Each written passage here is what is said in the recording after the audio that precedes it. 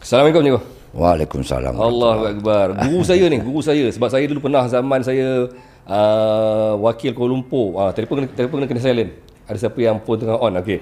Zaman saya main olahraga, main untuk bertanding di bawah Kuala Lumpur zaman arwah Cikgu Rauf. Oh, Kita okey. orang berlatih dekat Kelang. Yes. Cikgu pernah datang. Oh, Kan? okey. Pernah datang tengok latihan gila tu. Okey, sihat cikgu? Sihat. Alhamdulillah sihat, alhamdulillah. Dari sihat. Kelang ni. Daripada Kelang Meru. Saya terkejut. Itu buktinya orang lama ni dia penuh disiplin. Cikgu sampai hampir sejam awal sebelum time dia. Memang kita kena ikut masa lah. Ikut masa, Berlatih pun begitu.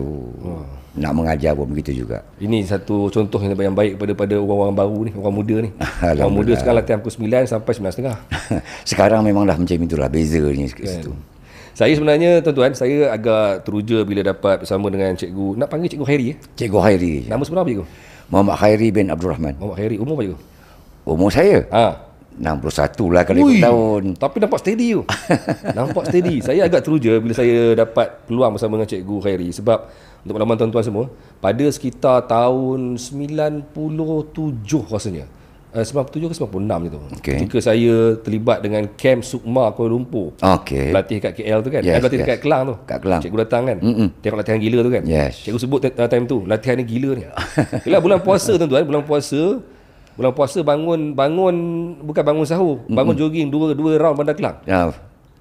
Itu biasa perkara Biasa, biasa. Itu rasanya kalau ikut kepada saya punya latihan dululah.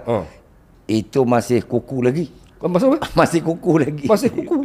Maksudnya ada lagi teruk. Maksudnya kami punya berlatih lagi teruk. Ya. Sedangkan kami dah rasa teruk sangat tu. Dah rasa memang teruk sangat dah. 3-4 kali. 10 pagi suruh main passion bag je guru. 10 pagi. Bulan puasa. Okey. Macam mana nak tahan? Ramai yang akhirnya masuk dalam toilet. Air bola. Air bola lah. Okey. Cikgu juara dunia. Ya saya. Tahun berapa cikgu? Tahun 1990.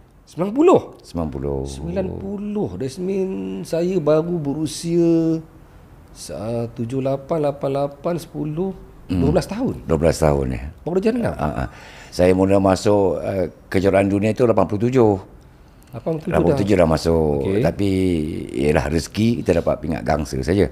Walaupun targetnya itu memang emas, tetapi Allah Ta'ala memberi satu pengajaran kepada saya dan kawan-kawan kita juga, kawan-kawan kami. Dia bagilah saya gangsa. Ruzaidi, Abdul Rahman, Wak Didi tu pun gangsa juga. So adalah cerita-ceritanya kenapa boleh dapat gangsa. Dan memang saya bersyukurlah Allah Ta'ala memberikan satu, kata orang itu, pembelajaran kepada saya. Berapa cikgu punya umur time tu? Masa cikgu Time menang tu dalam gangsa tu? 25 25 tahun. Wakil Malaysia tu first game. First game. Malaysia. Time tu surat olahraga dah masuk tahun ke berapa? Ke baru macam mana? Kali kedua rasanya. Baru 2 tahun lebih kurang. Baru 2 kali pertandingan sepak olahraga. Diperkenalkan. Di peringkat dunia. Di peringkat dunia. Okey. Zaman tu cikgu bersama dengan Wak Didi. Wak Didi, Ahmad Kusairi, Muhammad Rafi Yaakob, Cikgu Normala, Ali Lat. Rasanya itu. Arwah cikgu Rauf? Arwah Cikgu Rauf selepas. Okey. Selepas. Dan cikgu dapat juara dunia tahun 90. 90. Selepas 3 tahun. Selepas 3 tahun. Itu pun banyak cerita-ceritanya macam mana boleh pergi kepada ke situ. Okay. Juara dunia tahun 90 bersama dengan Wak Didi bersama? Sama. Masa itu kami di Belanda, Malaysia hantar 10 orang. Okey. 10 orang. Saya dengan Ruzaidi dapat pingat emas. Yang lain dapat gangsa. Seorang dapat perak. Seorang dapat gangsa. Lebih kurang begitulah. Semua olahraga? Semua olahraga. Time tu tak ada seni? Time tu tak ada seni. Mungkin bajet Malaysia pada masa itulah. Jadi dia hantar semua silat olahraga. Tapi time tu main di Belanda? Di Belanda. Tahun 90? Tahun 90. Kejuaraan dunia kali ke berapa tu? Kejuaraan dunia saya rasa kali ketiga. Dah buat di Belanda? Dah buat di Belanda. Oi, maksudnya time tu silat dah mula berkembang sampai sana. Ada 58 negara pada masa tu. Belanda pun main lah. Semua sekali lah. Ya. 58 negara tu. Ramai yang tak tahu ni. Ramai. Diorang ingat mungkin silat ni sekarang baru pergi ke Eropah. Dah lama dah. Banyak orang tanya saya lah setakat mana ya juara dunia, berapa banyak negara yang terlibat. 8 ke 10 negara saja. Masa tu 58 buah negara. 58 negara. Antara negara-negara yang kita mungkin tak sangka, Belanda lain. Belanda memang kita dah tahu lah. Macam France, Australia kan. Begitu banyak negara-negara yang kita tak expect ada kat situ. Okay, cikgu. Alang-alang dah cikgu cerita cikgu kejuaraan dunia yang ketiga tentu Ya, dunia. ketiga, Tapi cikgu dah masuk edisi kedua kot time tu. Maksudnya 87 dah main. 87 dah. Time tu edisi kedua. Time tu edisi kedua rasanya. Kedua. So maksudnya cikgu antara yang terawal lah Ya. mencuburi bidang silat olahraga ni. Betul. Time tu cikgu main macam mana cikgu? Cikgu rasa cikgu punya permainan ketika itu dan kalau dah lihat style sukan olahraga time tu macam mana?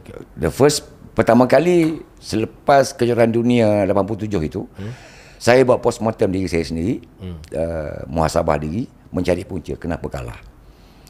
Jadi saya lah berdoa kepada Allah Ta'ala, ya Allah Tuhanku, aku nak jadi seorang juara dunia. Aku nak dapat anugerah pesilat terbaik negara, dan aku nak dapat juga anugerah ataupun pingat daripada Yang Tuan Agong. So niatnya dekat situ. Lepas tu kita niat lagi, ya Allah Tuhanku, berikanlah aku ilham sehingga aku boleh menjadi seorang juara dunia. So 87 itu, daripada 86, 87 kita orang memang training, heavy training, sangat-sangat heavy yang mungkin tak sanggup orang yang berlatih. So saya expect 87 saya boleh dapatkan kejuaraan yang cukup bagus lah, masuk dapat pingat emas. Tapi Allah Ta'ala memberikan setakat pingat gangsa, dan disitulah saya mencari apa titik kelemahan, apa punca kekalahan saya. Jadi bila di situ saya memandang, saya nak berhadapan dengan orang-orang yang memang hebat, yang kaki tulang kering mereka keras-keras, orang daripada Thailand, daripada Indonesia, apa semua kan, Singapura, memang keras-keras. So bagaimana saya nak mengatasi mereka ini? Jadi Allah Ta'ala tu memberikan ilham sebab kita berdoa. Allah Ta'ala memberikan ilham. Jadi dalam ilham tu mengatakan, saya selama belajar dalam gayung, berumur daripada tingkatan 2 sampailah kejuaraan dunia itu, saya berlatih semua keras. Berlatih gayung. Kita berlatih gayung kan? Dengan siapa cikgu? Dengan siapa tentu? Dengan Allahyarham Cikgu Nur Azman, profesor di UPSI lah, dah meninggal lah. Jadi di situ saya dapat bagaimana saya kalau berlatih kekerasan, keras, kuat, mantap apa semua kan, dengan heavy training apa semua. Sebab saya fikir balik, kalau saya buat pumping 100 kali di negara-negara luar yang sosioekonominya yang susah nak dapat pekerjaan apa semua kan, so sehingga diorang boleh jadi wakil negara, sudah tentu diorang akan praktis lebih hebat daripada itu. Kan? Jadi saya cuba mencari, mendalami ilmu-ilmu dan memahami. Saya tak belajar dengan siapa-siapa. Selepas itu saya belajar sendiri. Saya lah guru, saya lah pelatih, saya lah murid, saya lah tukang hukum. Maksud cikgu berlatih silat olahraga? Berlatih silat olahraga. Saya tak kata olahraga. Saya tak kata olahraga. Berbeza. Saya tak sama dengan orang lain atlet. Saya berlatih tempur. Jadi bila ilmu tempur itu kita bawa pergi kepada gelanggang. Tempur gayung tu? Bukan tempur gayung. Jadi? Tapi tempur ini dapatnya ilham daripada gayung punya pelajaran juga. Cikgu cuba create sendiri. Saya pecahkan formula, saya pecahkan berbagai-bagai kaedah, teknik, dan saya kaji teknik, pecahkan bagaimana nak speed, nak power, nak endurance, whatever apa semualah. Dan di situ saya ubah permainan. Saya mengambil kira bila kita keterlaluan nak pergi kepada olahraga lah, contoh olahraga semua berlatih dengan keras dengan apa semua, sehingga kita melupakan satu topik yang kebanyakan guru ataupun jurulatih ataupun murid-muridnya lupa perkara ini, bahawa sifat kemelayuan kita tak ada dalam silat olahraga. Time tu? Yes. Time tu dah rasa dah? Dah rasa dah. Baik. Maksud saya, kita tidak ada elemen kelembutan dari situ. Maka saya ubah latihan daripada berlatih yang keras, saya kaji balik kelembutan. So kalau dulu saya punya apa kata orang tu, fahaman saya dengan berlatih keras, hebat, mantap, tumbuk kuat, tendang kuat apa semua boleh mencapai kejayaan. Pada saya tidak. Dia mesti masukkan unsur Melayu itu, unsur kelembutan. Makanya saya ubah daripada keras, mantap, kuat, apa semua yang melibatkan apa semua kekerasan tu, saya ubah kepada lembut dan tajam. So ini yang membezakan antara saya dengan pesilat-pesilat yang lain. Sebab saya dah mula berlatih lembut dan tajam. Makanya kadang-kadang bila kita berlatih dalam silat olahraga, sebab tu saya tak nak gunakan perkataan silat olahraga, saya gunakan perkataan tempur. Di dalam tempur tu banyak elemen-elemen Melayu yang kita boleh ketengahkan. Kelembutan. Memang betul. Daripada bunga itu ada isi. Daripada isi itu ada rahsia-rahsianya. Maka saya praktikkan yang lembut. Latihan lembut, penafas. Mula dengan penafasan, internal, apa semua. Yang merupakan ciri-ciri Melayu. Cikgu dapat semua tu dari mana? Ilham. Saya tak ada guru. Saya rasanya tak ada guru yang Fokus ke arah itu? bukan fokus kat itu satu. Yang boleh melayan kaedah saya. Okey.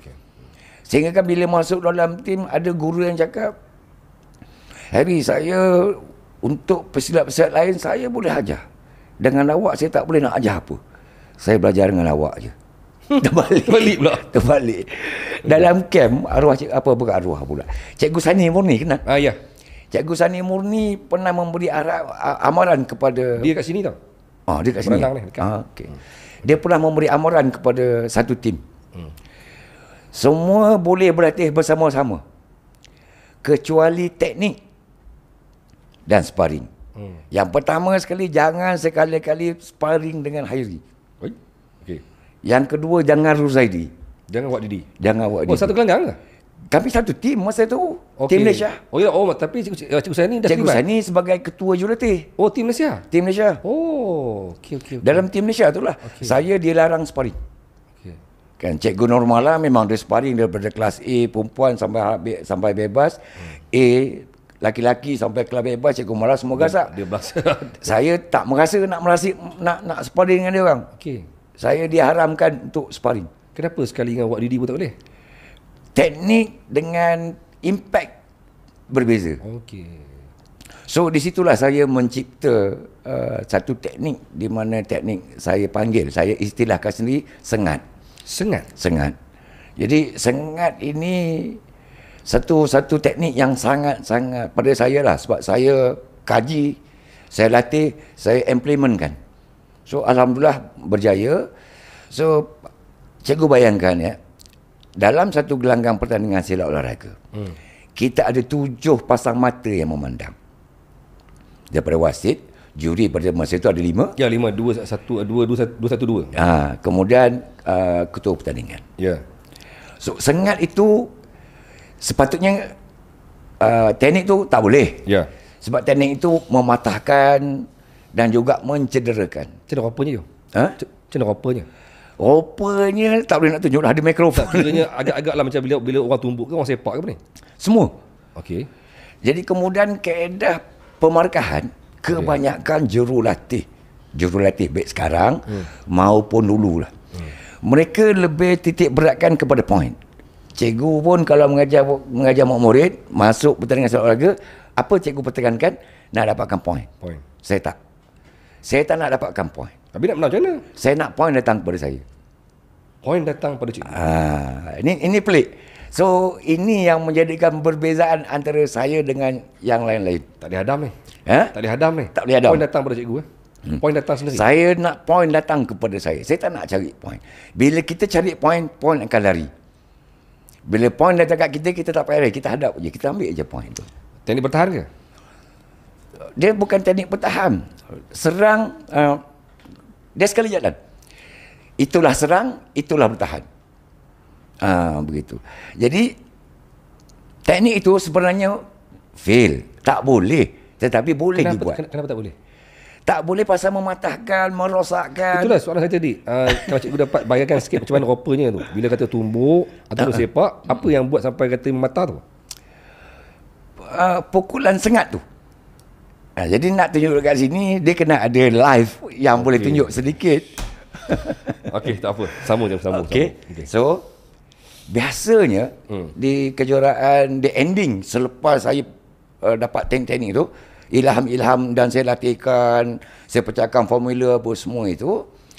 So di situ saya mengambil satu pendekatan, saya tak nak cari point, saya nak point datang sendiri. Nak tahu sebab apa? Pada masa itulah, waktu sekarang mungkin tak ada lah. Kita ada sikap bias daripada para juri dan juga para wasit. Dulu, sekarang apa mungkin lah, tapi sekarang dia lebih telus sikit lah, sebab dah ada digital system, dah nampak point keluar kan. Dulu Kalau dalam pertandingan silat sedunia, silat Merdeka Brunei, sepatut saya menang tapi saya dikalahkan. Ya, ya. Jadi saya dah bosan ke tu. Kita berlatih selama bertahun, ambil masa 6 minit saja lawan. Okey, tu 9 minit kan, 2 minit kan, 6 minit. Kita dikalahkan, sepatut kita menang. Jadi selepas 87 itu yang saya muhasabah diri. Saya kira saya dah puas di ananya, senang cerita lah pada waktu itu. Bagaimana cara nak kata orang tu nak menghapuskan supaya mereka ni tak boleh bias? Maka yang teknik sengat itulah tadi. Jadi kalau berlawan dengan saya pada waktu itulah, dia boleh buat 4 serangan saja. Ya, ya. 4 serangan, satu tangan habis, tangan kanan habis, tangan kiri habis, kaki kanan habis, kaki kiri habis. So dia tak boleh nak defense.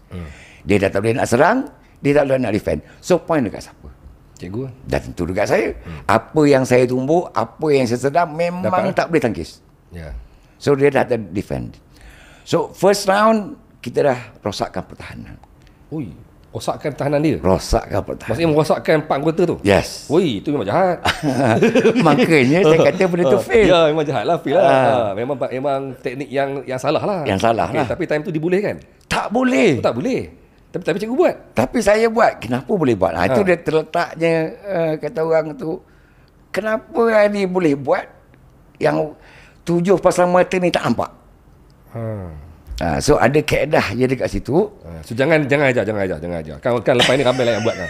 Okey. Pening saya lepas ni bila pergi game silat. Itulah. Sama je. So masa kejuaraan dunia, habis satu game hospital. Ketika itu. Di Belanda tu. Okey. Alright. Kalau dia berdiri jangan duduk. Duduk tak boleh bangun. Kan. Habis lawan biasanya pasang stretcher bawa pergi hospital. Yang selamat pada waktu itu adalah pesilat daripada Belgium. Okey. Itu pun besok dia tak boleh jalan. Pasal masa pada itu nampak dia punya kesan selepas habis game tu, kakinya terus bengkak, tangan terus bengkak apa semua. So kaedah tu memang kaedah yang merosakkan. Yeah. So makanya elemen tempur itu saya masuk ke dalam silat olahraga. Sebab saya kira saya nak jadi seorang juara dunia. Saya bukan berniat nak merosakkan opponents, tapi saya hanya nak jadi seorang juara dunia. Bagaimana Allah ceritakan, bagaimana saya membuat karya dekat situ, itulah yang situ. Cikgu juara dunia tahun 90? Tahun 90 Sekali saja. Betul tak ada dah. Selepas itu tak ada. Sebab masa itu dah sibuk nak kahwin. Main lagi lepas tu? Main. Tetapi disuruh main, saya secara berarti memang tak nak main lah, sebab saya dah fokus kepada bagaimana nak kerja. Okey, begini cerita dia.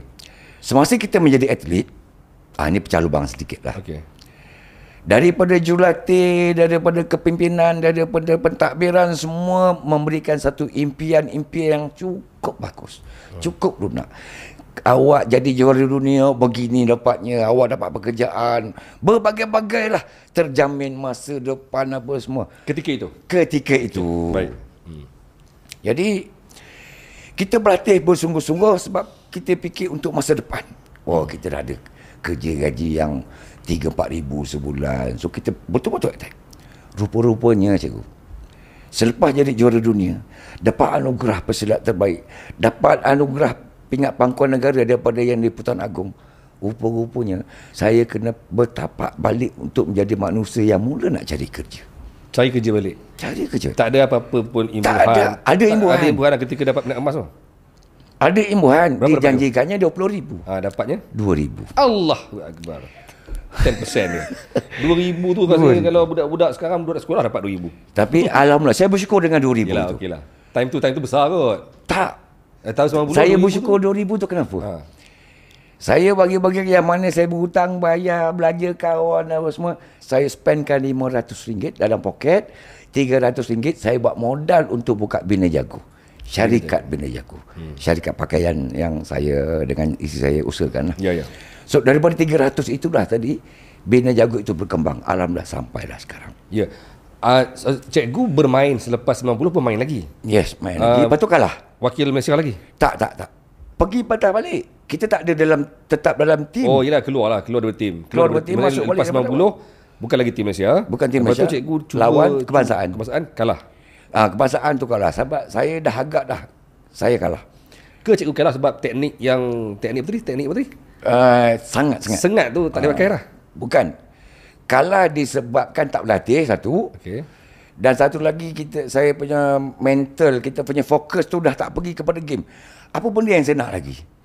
Oleh kerana saya didesak untuk masuk, saya pun masuk. Just masuk, saya itulah. Dan mengandalkan pengalaman. Rupa pengalaman tak boleh bawa. Kena berlatih juga. Okay. Pengalaman tu penting. Tetapi latihan itu juga penting. Ya. Focusing, pemusatan pemikiran kita kepada pertandingan itu penting. Sebab dah fokus, dah berbeza fokus. Kalau dulu saya masuk bertanding untuk menang. Masuk Serba Berjaya itu, saya masuk bertanding untuk bertanding saja. Bukan untuk menang. So, jauh lah beza. Cikgu, 1990 tu, ataupun ketika awal-awal dunia silat olahraga ni diperkenalkan, negara mana yang sebenarnya kita lihat sebagai negara yang paling digeruni selain Malaysia lah? Indonesia dengan Thailand. Dua tu je? Dua tu saja. Maknanya Vietnam semua tak heran lah? Tak ada. Oh, cikgu kalah masa yang 87 dengan siapa? 87 saya kalah dengan Singapura. Itu yang sepatutnya saya menang. Oh. Itu sebab Tapi ni. Masa tu pengacara Hasbullah Awang. Okay. Dia pun buat live masa tu. So dia pun heran kenapa boleh kalah. Sebab poin memang nampak banyaknya kepada saya. Tetapi tiba-tiba kalah dan semua orang syok lah. Terkejut lah pada masa itu. Tapi tahun 90 memang masih lagi hanya Thailand dengan Indonesia. Masih dua tu saja. Yang lain Vietnam semua. Yang lain semua tak heran lah. Tak ada. Okey, berbeza dengan sekarang. So, sekarang ni banyak sangat tim-tim ni. Dan pada masa itu pun sebenarnya pada saya lah menghadapi perlawanan, tak ada satu negara pun yang saya rasa hebat. Yang berhadapan dengan saya lah. Bukan nak meninggi diri ataupun apa, tapi mungkin boleh pukul lah. Boleh. Tak ada halangan, tak ada rasa terhalang langsung. Indonesia pun bukan cabaran besar. Bukan cabaran.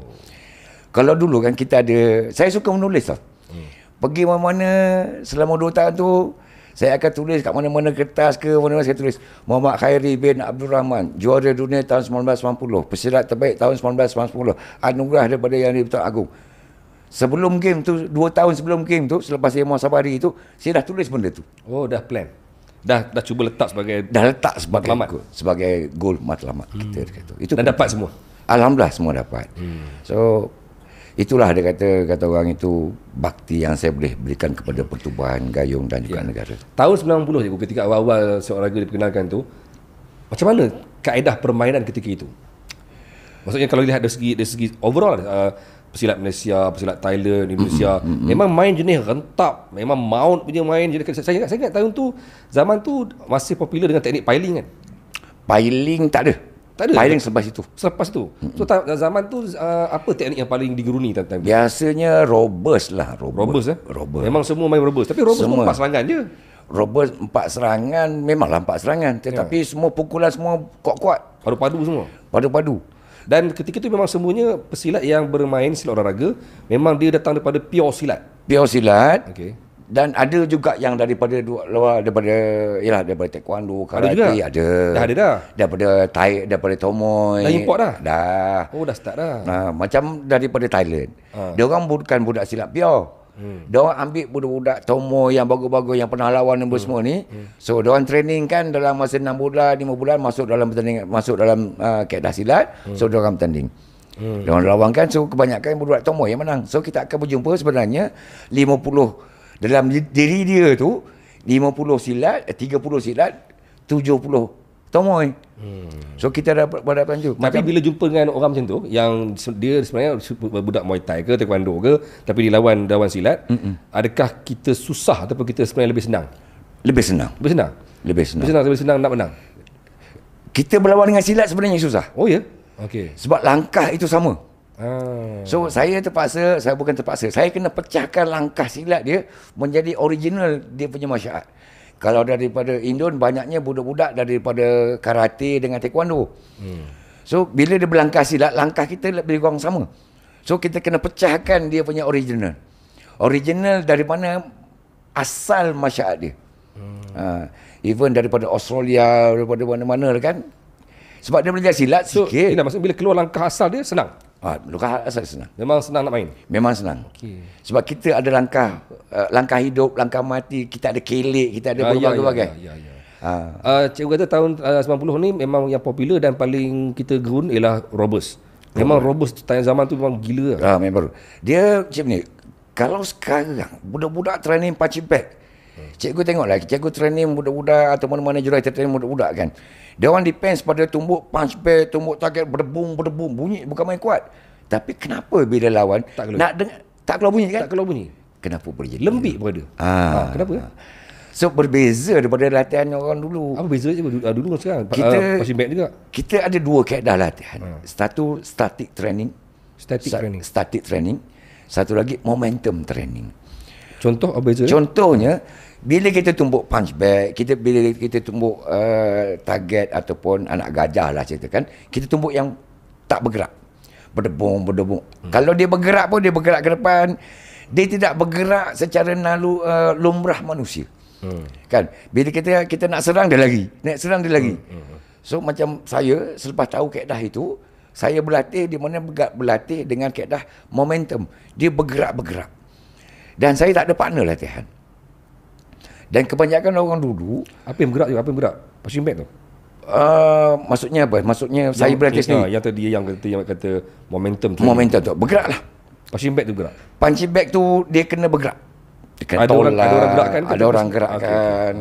Dan kalau macam pegang anak gajah tu, dia kena bergerak sana, bergerak sini, ke semua arah, bukan satu dua arah, bukan ke belakang dan bukan ke depan, bukan ke kiri, bukan ke kanan.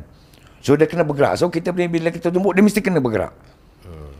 So target itu yang kita kena dapatkan. Okey, boleh saya tanya cikgu? Dalam nak memenangi sesuatu pertandingan lah, dalam pertandingan silat olahraga lah, apakah kebarangkalian yang boleh menentukan pesilat itu menang? Kebarangkalian pertama sekali, apabila dia lebih dominan membuat serangan. Dia lebih banyak buat serangan. Okey. So maksudnya bila tengok games tu, nampak dia paling banyak menyerang, dia paling mendominasi pertandingan. Kebarangkalian dia menang tu tinggi lah. Kebarangkalian dia menang tu tinggi. Ya. Tetapi ada satu elemen yang kebanyakan lupa. Timing. Ketepatan masa menyerang dan mengcounter serangan. Kalau dia mendominasi, belum tentu juga poin dia kadang-kadang tak masuk. Tetapi kalau timing betul, dia sentiasa akan masuk. Jadi ketepatan sasaran, ketepatan masa, ketepatan keseluruhan ketepatan tu, timing itu yang menentukan menang. Okey, kadang-kadang dia serang wasit-wasit, juri-juri tak nampak. Jadi dia perlu ada ketepatan tempat, ketepatan masa. Di situ. Jadi yang menentu pada saya lah, sebab saya dah dapat ilham pada masa itu, apa yang perlu saya latihkan untuk menjadi seorang juara ialah kita berlatih ketepatan dalam menyerang dan juga bertindak. Saya tak ada kaedah bertahan. Prinsip saya tak bertahan. Dan tak ada latihan dalam kaedah bertahan. Itulah senjata, pertahanan itulah senjata, senjata itulah senjata. Serangan itu poin, tak serang itu poin. Maksudnya, kau tak serang aku serang, kau serang aku serang. Begitu. Okey, cikgu selepas 90 menjadi juara dunia, cikgu lepas tu cikgu tewas selepas itu di peringkat kebangsaan. Lepas tu cikgu masih lagi mengikuti tak perkembangan silat olahraga? Saya menjadi jurulatih selepas itu. Okey, mana? Di Perak, Johor. Sehingga tahun berapa cikgu? Saya last kali 2006 saya rasanya. 2010 saya bawa Sukma negeri Johor. Okey. Bermula daripada edisi kedua tahun 87 sampailah 2010. Cikgu tengok macam mana perubahan dalam silat olahraga ketika itu. Dari segi zaman cikgu yang main Robust, cikgu nampak macam mana perkembangan dia? Okey. Di situ zaman tu dah mula berubah. Kemudian masuk satu kaedah iaitu sapuan. Oh, zaman cikgu belum ada? Belum, saya masa itu dah ada. 90 dah ada? Dah ada, okay. Tetapi tidak dipertekankan sangat lah. Memang dah ada sapuan, jatuh apa semua dah ada. Tapi adakah dia popular?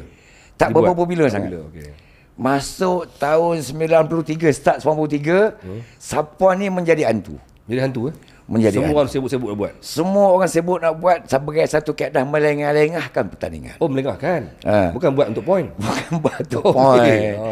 Kalau macam contoh lawan saya tu dia dah menang, dia rasa dia dah menang. Kan kita ada jurulatih pelepas. Okey, poin kau dah menang, lengah-lengahkan game.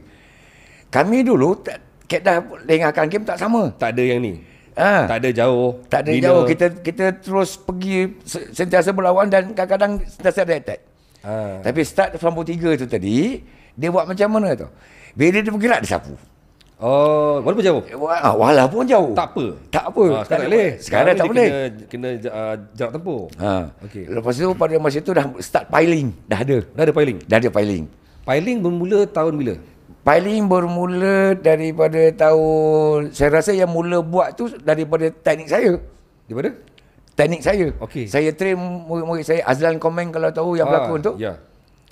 So saya trainkan dia untuk teknik piling Dia tu. main olahraga dulu? Main. Oh ya. Saya jadikan dia sebagai waris kepada saya untuk jadi juara dunia. Okay. So latihan yang saya beri kepada itu memang pergi kepada world. Cuma satu step saja lagi untuk jadi world champ, dia dah tarik diri daripada Camp Malaysia atas alasan-alasan tersendiri lah. Sapuan lepas tu you? Okey, lepas tu sapuan. Jadi timbul rasa macam sekarang ni lah. Sekarang ni tarik belakang jatuh. Ya. Dulu timbul juga perasaan tu. Mula-mula okey lah. Tapi bila dah keterlaluan sangat, satu round itu dah dia buat je 7-8 kali. Sapuan. Gerak-gerak je jauh, sapu. Gerak-gerak jauh, sapu. Jadi masa dah berdengar. Jadi ingat saya rasa tahun berapa saya dah lupa. Maka ditentukan, dimasukkan sapuan tu. Kalau tak kena, dia bagi teguran. Binaan. Binaan. So, bila buat bodoh-bodoh, pasal kita tengok kan, wasit boleh tahu kan, ini buat untuk melengahkan. Buang masa. Ataupun buat untuk sapu kena kan. Kalau touching kena, tak jatuh tak apa. Tak apa. Jangan sampai tak kena. Yes. Kan? Makanya start tahun berapa dah jadi, bentuk dah tak ada lagi dah. Okay. So kemudian masuk kepada teknik-teknik yang dah mula robust balik. Oh, robust balik? Dah robust balik. Tetapi robust yang tidak ada kekuatan. Robust lebih kepada teknik.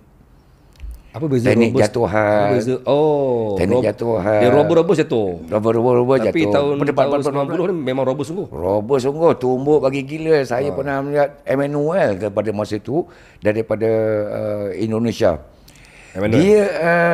Dia punya senjata hanya tumbuk saja. Tumbuk je. Dia blok, boom. Ayolah, dulu ada 1+1. Kan? 1+1. Yes. Sedap lah. Tapi bila ditumbuk, dum, boom, memang keluar gelangkau. Oh ya? Boom, memang keluar gelangkau. Memang kuat. So, kalau macam kami lah, saya, Cikgu Mala, Ruzaidi, kalau kawan-kawan kami duduk kat keluar gelanggang, dekat luar dewan, kat dalam tu, dia boleh tu, ini Hairi punya tendangan. Ini Ruzaidi punya tendangan. Ini Mala punya front kick. Daripada luar dah dengar benda kat dalam tu. Jadi berapa kuat, berapa target yang kita dapatkan tu betul-betul. Kita tak mengandalkan jatuhan. Tapi kita mengandalkan point pure. Point asli, tendang, boom. Clean point. Tumbuk, dong. Blok masuk, bam, begitu. Kita tak ada yang jatuh. Sebab pada saya, kita nak menunjukkan keaslian silat kita itu. Kita ada kelik dia, kita ada lengguk dia, kita ada langkah dia, apa semua. Sebab dulu kalau tak ada langkah silat, dia teguran. Terus. Dan sekarang mana ada dah. Betul. Jadi kita mengandalkan silat pada waktu itu. Nampak cantik lah. Cuma kekurangan pada waktu itu banyak berhenti. Yelah. Baru nak serang, berhenti, serang, serang, empat serangan kan. Kelemahan pada masa itu. Ya. Teknik Vietnam yang tu muncul bila? Pada masa tu Vietnam belum ada lagi rasanya. Oh, tak ada Negara lagi? Vietnam belum ada lagi. Dia bila ada Vietnam ni? Vietnam ni saya rasa start daripada tahun 97, 98. Yelah, remaja dunia yang nama dia meletup, remaja dunia kan. Yang dia meletup nama dia kan. Sebab time tu Vietnam ni saya dapat maklumat dia orang ni macam satu pasukan yang kerdil lah. Pasukan serba kurang. Jadi kerana serba kurang tu dia orang berlatih gila-gila kan sampai dia orang jadi pernah jadi kuasa besar silat dunia kan. Betul. Indonesia pun kalah dengan dia orang time tu kan. Sekarang ni saya nampak dah mula balance balik lah. Dah mula balance. Yes. Okey, itu tak kenapa boleh jadi begitu. Vietnam tu. Bukan Vietnam, habis? tetapi pesilat negara kita. Okey. Senang cerita. Negara-negara luar, dia orang berevolusi. Diorang boleh? mencari berevolusi. Berevolusi, Teknik-teknik itu berevolusi. Penambahbaikannya ada, mencipta teknik ada, apa semua. Kita tiru orang punya. Bila jatuh Vietnam, Kita tiru orang. kita tiru orang. Kita ada teknik tak? Bukan orang tiru kita. Tak. Kita ada teknik tak? Robust? Piling? Robust kan? Tak. Piling tu sajalah. Piling tu saja satu. Robust apa dia? Robust memang daripada dulu. Ya, memang dah ada. Memang silap lawan dia- memang dah ada. Silap punya teknik. Okey. So kita tak ada teknik. Jadi bila saya bawa tim mana-mana kan, orang bertanya tentang teknik, apa tanya cakap, kita negara pengikut. Indonesia mengkaji. Kita ikut teknik Indonesia. Oh, kita bangga.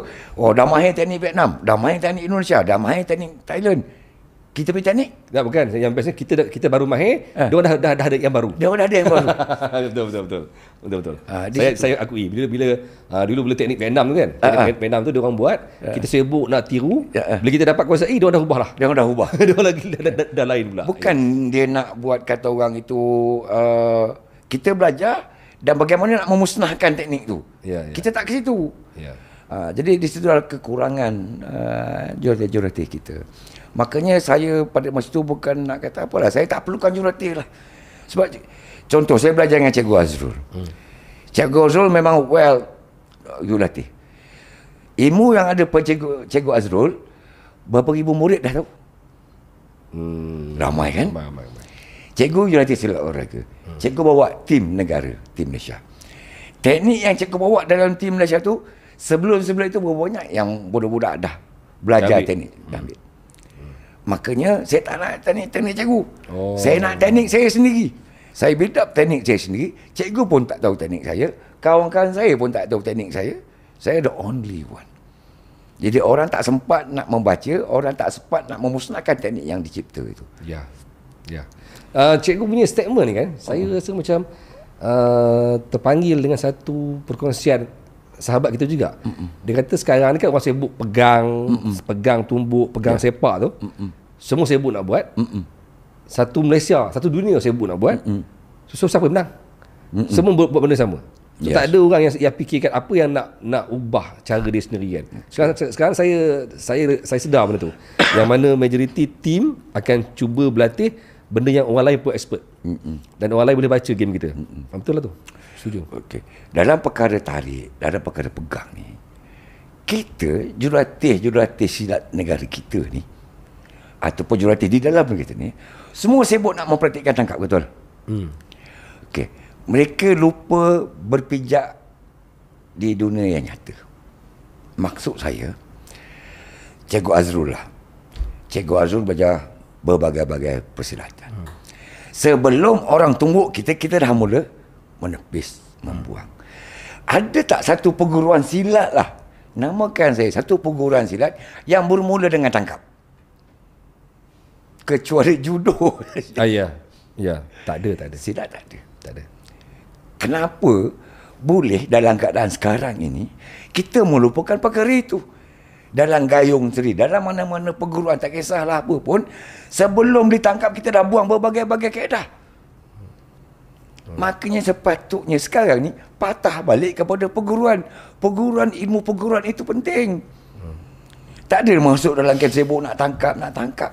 Kenapa tak dilatihkan ilmu perguruan itu? Sebelum ditangkap kita dah ada kaedah. Kan sebelum kita ada kaedah kuncian, walaupun kuncian tak boleh buat, kita ada boleh buat. Boleh buat. Boleh. So maksudnya boleh digunakan pakai lah. Kuncian boleh buat. Kuncian kalau kalau kita dapat kunci orang dan orang yang dikunci tu dia bunyi macam dia ke ataupun dia tepuk ke, dia kalah. Dia terus kalah. So that means itu kelebihan pada kita. Yang boleh ajar itu bukan jurulatih silat olahraga, tetapi jurulatih perguruan. Kan? Betul. Malah sebenarnya pun betul juga kalau kita ambil balik kepada seni perguruan, gayung ada buah cekik. Yes. Buah cekik kan. Jadi kalau kata orang cekik kita atau pegang kita boleh guna buah cekik tu. Ya, betul. Ambil kunci jatuh kan, dia menjerit kan. Tapi tak ada orang buat benda tu. Tak ada orang buat. Walaupun kita ada ramai anak-anak gayung yang main olahraga, tak berani buat kot. Yes. Dia bukan tak berani cikgu. Tetapi jurulatih tidak mengkonfidenkan murid-muridnya. Dan sebab mungkin kerana jurulatih pun bukan yang fokus pada perguruan. Yes. So perkara ni memang bermasalah. Memang saya dah Saya dah boleh agak daripada tahun-tahun saya dulu selepas saya menang tu pun, saya dah boleh agak ini akan berlaku. Ini akan berlaku. So kita pergi cerita pasal kesan budak-budak apa tu pun yang berlatih silat olahraga, yang masuk dalam pertandingan silat olahraga juara dulu, ending dia ke mana? Yang mana? Yang dulu? Yang dulu dan even sekarang. Sekarang nanti dulu. Saya nak tahu yang dulu cikgu. Yang dulu bila cikgu kata dulu juara-juara dunia, saya ingat lagi. Saya rasa nama-nama saya boleh recall, cikgu Wak Didi, Ahmad Kushairi, cikgu Rauf sendiri pun pernah main kan? Yes. Arwah cikgu Rauf. Lepas tu kita ada Wan Aminuddin, Wan Baki, betul. Apa nama cikgu Linda, kan? Apa nama Zakri, Sean, betul. Semua masih lagi aktif. Baik. Dia orang tu semua yang pernah bergelar juara dunia lah. Ya, betul. Ketika itu ke mana hala tuju dia orang selepas itu? Adakah mereka ni kekal bersilat kerana mereka memang ada jiwa silat? Sebab saya rasa macam kalau kata imbuhan, kalau kata mereka ni kekal bersilat kerana imbuhan, saya tak nampak ada imbuhan yang besar. Malah saya sendiri, saya punya tok guru saya Abang Bat, 3 ke 4 kali ikut World Champ. Tandas keping pun tak ada. Kereta Protosaga pun tak ada. Kancil tak dapat. Kancil pun tak dapat. Jangan Protosaga. Kancil pun tak dapat. Walaupun 4 kali juara dunia kan. Apa nama Sean berapa kali juara dunia kan. So sebenarnya dia orang ni kekal. Sana saya nampak Sean masih lagi aktif. Cikgu pun masih lagi aktif sampai hari ini. Wak Didi pun masih lagi aktif. Kenapa dia orang masih lagi kekal aktif walaupun mereka dikecewakan dengan kejayaan tanpa ganjaran? Kenapa cikgu? Boleh dikira lah dalam tim saya ataupun sebaru itu yang masuk dalam pertandingan silat olahraga, dia punya ending dia menjadi jurulatih perguruan. Kebanyakannya?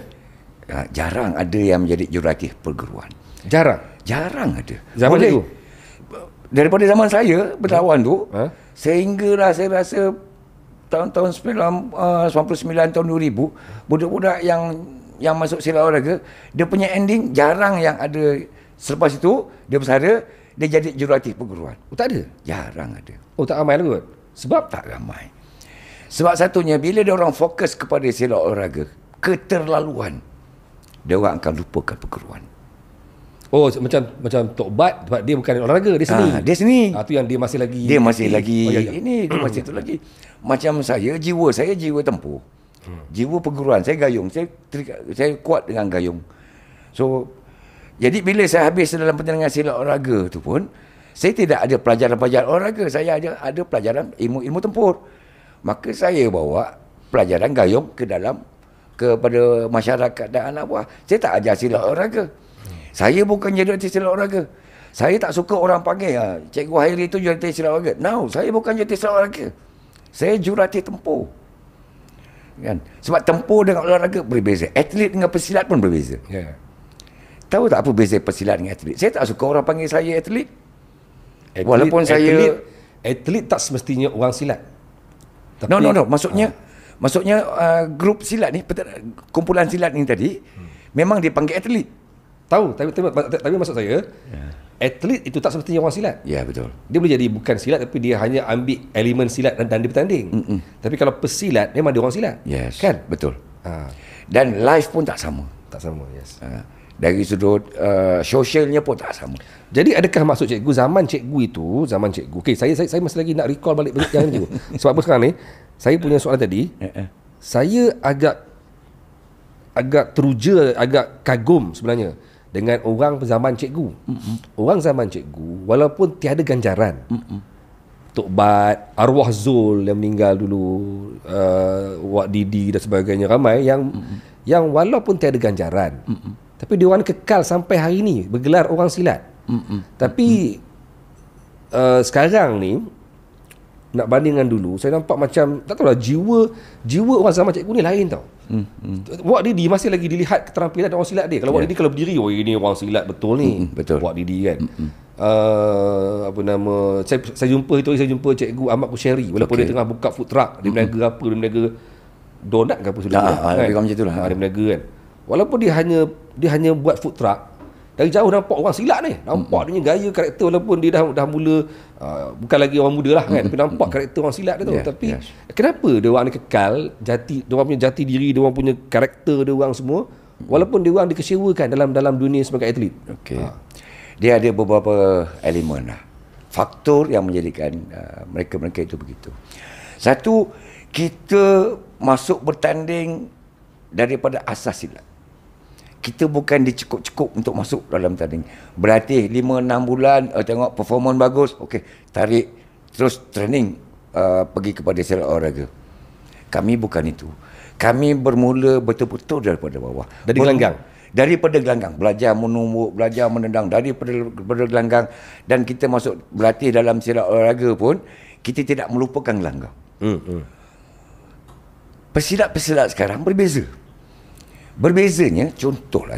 Cikgu Azrul ada pelajar, ada murid yang baru 6 bulan, 7 bulan masuk berlatih, masuk silat Cikgu Azrul. Tapi Cikgu Azrul tengok dia ada bakat. Dia training, dia cepat dapat. Dan bila dia cepat dapat, Cikgu Azrul akan push dia atau bagi dia pengalaman untuk masuk bertanding. Okey? Dan dia berjaya. Dia berjaya wakil daerah, wakil negeri. Bila wakil negeri dia patah balik pada cikgu tak?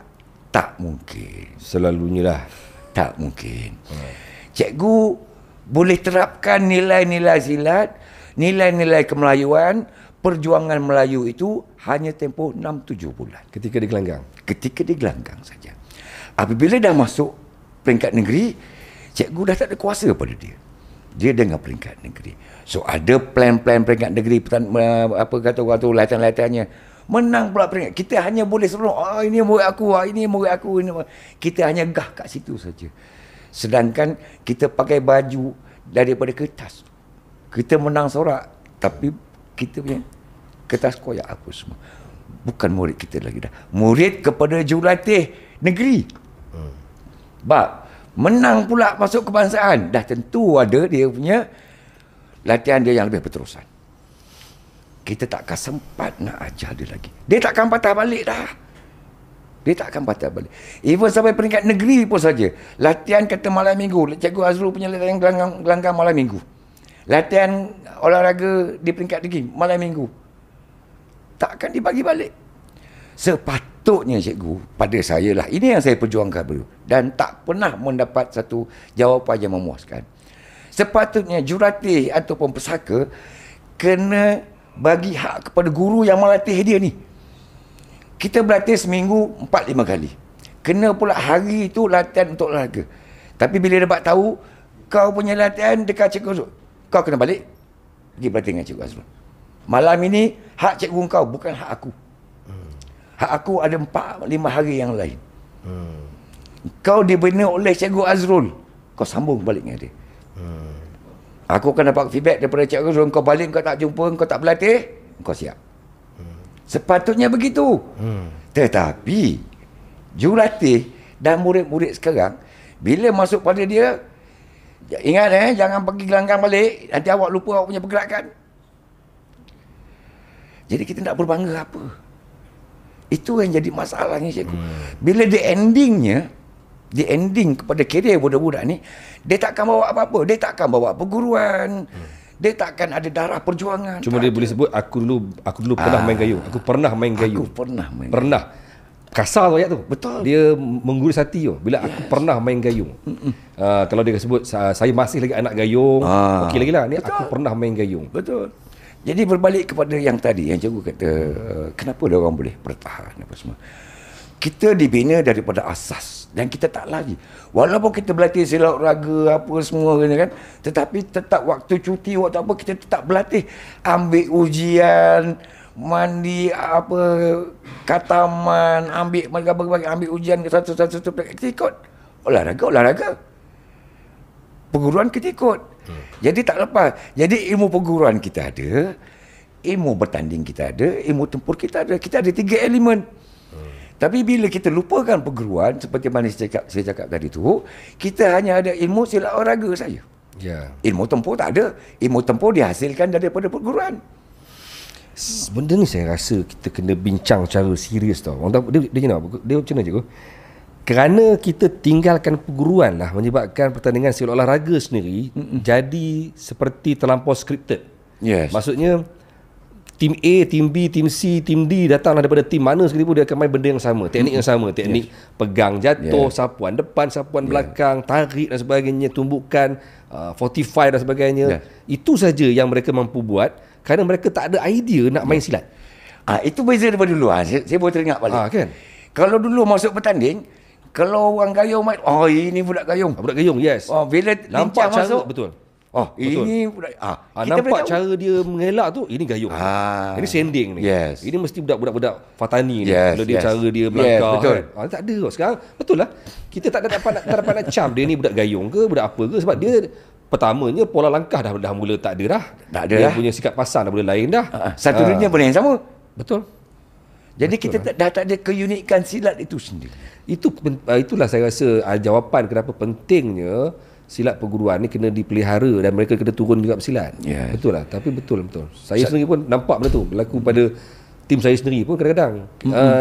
Kita sibuk nak tiru pattern orang. Sedangkan betul cikgu, dalam silat perguruan pun ada ratusan teknik yang boleh apply. Dalam gayung sendiri tadi kita dah sembang pasal bab buah cekik. Bila kena pegang. Ya, betul. Kenapa anak gayung seorang pun tak mampu buat?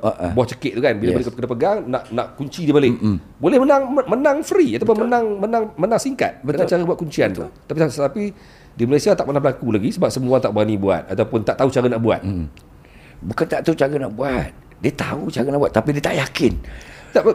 Mungkin dia orang kurang belajar. Bukan, dia orang tak yakin tentang perguruan. Dia orang nak benda yang moden. Tak yakin ilmu perguruan tu digunakan dalam tanding. Sedangkan ilmu perguruan tu kalau nak dikatakan masuk dalam silat olahraga lah kan. Boleh kita atasi dengan mana-mana negara pun boleh dengan ilmu perguruan, tak kira perguruan apa. Tetapi ilmu perguruan tu ada di dalam itu ada ilmu tempur. Kan? Kita dalam masuk pertandingan silat olahraga kita ada ilmu undang-undang, ilmu peraturan. Tumbuk bahagian ni, tendang bahagian tu. Sedangkan kalau kita main dalam ilmu perguruan, kalau pandai guru latih melatih, kita ada switch on and switch off. Kita ada pergerakan yang berdisiplin, ada pergerakan yang tidak berdisiplin. Switch on, tindakan yang berdisiplin. Kita ikut peraturan silat olahraga. Switch off, disiplin. Kita dah pergi kepada tempur. So berbeza yang dekat situ. Tapi bila kita mampu melakukan itu semua, switch on kepada tempur itu tadi, kita patahkan balik kepada pertandingan silat olahraga. Kita disiplinkan tempur itu tadi kepada peraturan olahraga. Sudah tentulah boleh. Dan berdanya ini satu masalah. Saya sambung tentang tadi cikgu. Saya minta banyak kali, even daripada mana-mana negeri pun yang saya bawa. Saya cakap, kita ambil budak perguruan, contoh daripada perguruan A. Bersaka bagi satu surat pengumuman bahawasanya pesilat daripada perguruan tuan telah kami ambil sementara untuk dijadikan sebagai atlet kebangsaan, atlet negeri atau kebangsaan. Dan sekiranya berlaku pelanggaran masa waktu latihan tuan buat latihan, kita akan hantar budak ni pergi ke latihan tempat perguruan tuan. Begitu. Jadi, bila tidak ada benda itu semua, perguruan tak tahu apa-apa. Cikgu dah tentu kecil hati rasanya. Kalau saya ada jadi anak murid cikgu, saya berlatih dekat dalam kumpulan, saya cedera, saya sakit, cikgu tahu tak? Cikgu tak tahu. Kan? Apa yang berlaku kepada saya? Apa kata orang, performance saya, cikgu tak tahu. Apa benda yang berlaku pun cikgu tak tahu. So, ikatan cikgu dengan murid cikgu ikatan cikgu dengan saya dah putus kat situ. Siapa yang memutuskan? Silat olahraga.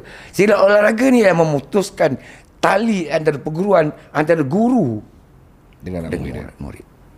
Ayo. Oh, keras sikit cikgu. Tak apa. Okey. Saya setuju. Saya selalu dengar juga kadang-kadang bila jurulatih sering berbunyi macam dulu tu budak aku tu. Kesian je bunyi ni kan. Tu jauh je. Tu dulu budak aku tu. Sedangkan budak tu dah tak turun dah kat dia dah. Cuma boleh sebut dulu budak aku je. Betul lah. Budak-budak datang pun jumpa cikgu pun jumpa setakat macam melepaskan batuk di tangga. Salam tak tahu lagi. Mana nak bercerita dengan cikgu lagi? Sebab cikgu bersuara dia dekat depan. Makanya saya bagi saranan lah. Kalau boleh Cikgu Azrul mungkin ada sedikit pengaruh. Tak ada. Ada sedikit Podcast pengaruh. lah, podcast ni kita punya suara kita. Bila satu-satu daerah ataupun negeri murid cikgu masuk bertanding dan menang, wakil daerah, pesaka daerah hantarkan surat makluman kepada cikgu, mohon izin daripada cikgu, daripada kerajaan untuk melepaskan buat sementara murid cikgu untuk ikuti latihan di peringkat daerah. Sebab mereka ni wakil daerah. Bila masuk peringkat negeri pula yang hantar surat kepada cikgu. Tahniah Cikgu Azrul, murid cikgu telah berjaya sampai ke peringkat gini. Sebarang apa-apa yang berlaku, prestasi naik atau apa, kita akan maklumkan kepada cikgu. Masuk peringkat kepasan. Begitu juga. Jadi silaturahim, ikatan antara cikgu, perguruan cikgu sentiasa ada di hati murid-murid itu tadi. Kalau tidak diputuskan, siapa yang memutuskan? Jurati daerah. Kita dah tak boleh nak masuk campur. Mana kita boleh hajar jurati daerah ada. Masuk negeri pula. Sedangkan budak tu memang dah kita world training, dah bagus dah. Saya sebagai seorang juara dunia, contoh. Saya train budak saya, train dia memang dia boleh pergi kepada world. Sekurang-kurangnya mewakili negara. Okay? So, bila sampai dekat saya gini, sampai ke peringkat yang atas, Julati SDA dia senang je, cuci pinggan mangkuk je tu dah dapat. Dapat dah siap. Dapat benda dah siap. Lepas tu dengan bangganya, oh ini murid aku, ini murid aku, ini murid aku. Teknik ni yang cikgu kau pakai, ajar. Jangan pakai teknik, pakai teknik. Tetapi kemampuan asas telah kita bina. Begitulah kaedah bagaimana jurati negeri, jurati daerah, jurati kebangsaan memutuskan ikatan murid-murid kepada perguruan. Saya pernah dengar juga seorang bekas pesilat negara yang adalah anak dia ke siapa ke yang main untuk tim besar jugalah. Dia pernah bunyi dengan saya. Dia kata apa kan? Kenapa budak tu main macam ni sekarang Dia bukan macam ni sebenarnya. Budak tu ialah anak dia ataupun anak murid dia. Dia kecewa tengok. Tapi dia tak mampu nak buat apa-apa. Sebab budak tu dah mula dipegang oleh tim, oleh pasukan besar. Jadi dia cuma mampu kata kenapa dia main macam ni Kenapa dia punya sepakan macam ni sekarang Dia tahu dia rasa terkilat. Satu anak murid dia ataupun anak dia sendiri, tapi dia tak mampu nak ubah. Sebab budak tu dah duduk dalam tim besar yang lain. Betul juga. Baik juga. Kembali pada perbandingan antara silat olahraga dulu dan sekarang. Cikgu nampak silat olahraga dulu tadi cikgu sebut sebagai robust. Adakah robust yang cikgu tengok pada zaman cikgu tu masih lagi sehebat itu pada zaman sekarang? Saya dah tak nampak dah. Tak nampak dah? Tak nampak dah.